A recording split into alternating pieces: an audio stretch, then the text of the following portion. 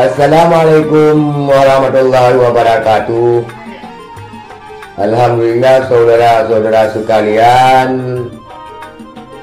Wali Nanggro Tengku Malik Mahmud Al-Haidar melantik Muzakir Manah alias Muallim sebagai Wali Nanggro.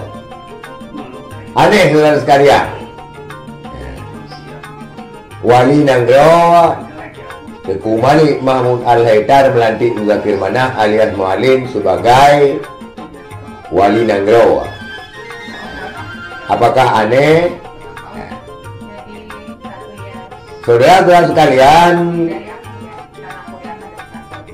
Malik Mahmud melantik Muallim sebagai Waliyatul Ahdi di Meligo Wali Nanggro di Lampenerut Aceh Besar pada hari Selasa tanggal 27 Desember 2022. Saudara-saudara sekalian, menurut Malik Mahmud, Lembaga Wali Nanggro diatur dalam Kanun Nomor 10 Tahun 2019, perubahan kedua Kanun Nomor 8 Tahun 2012.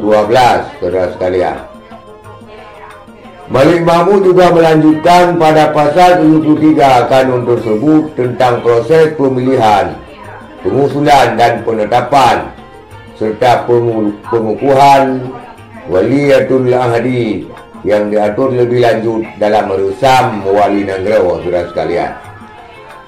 Jadi Waliyatul Ahdi ini ditetapkan dalam Resam Wali Nanggro Nomor 1 Tahun 2020. Dalam Resam tersebut dijelaskan secara rinci kedudukan, fungsi, tugas dan wewenang daripada Waliyatul Ahdi. Waliyatul Ahdi adalah pemangku Wali Nanggro, saudara sekalian. Bukan aneh, artinya apabila sewaktu-waktu Wali Nanggro berhalangan, maka Waliyatul Ahdi ini yang akan melaksanakan tugas Wali Nanggro. Saudara sekalian, Waliyatul Ahdi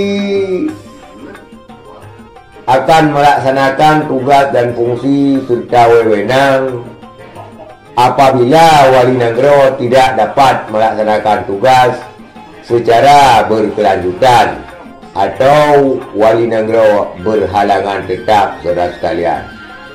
Kalau dalam istilah sekarang ini kita mendapatkan misalnya ketua harian,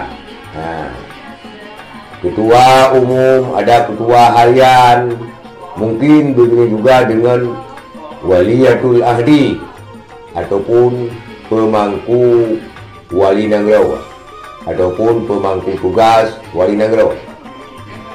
Kemudian saudara sekalian, tugas selanjutnya daripada Waliyatul Ahdi juga melaksanakan tugas yang didelegasikan oleh Wali Nanggro, saudara sekalian.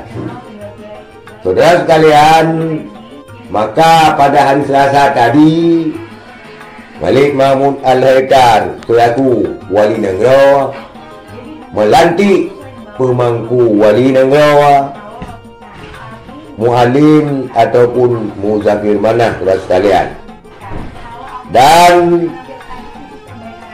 Wali Nanggro Malik Mahmud Al-Haidar mengucapkan selamat atas pelantikan pemangku Wali Nanggro, Muallim alias Muzakir Manah, saudara sekalian, dan mengharapkan agar lembaga Wali Nanggro dapat lebih solid dalam menuntaskan MOU Helsinki dan Aceh Damai, kata Malik Mahmud Al-Haidar.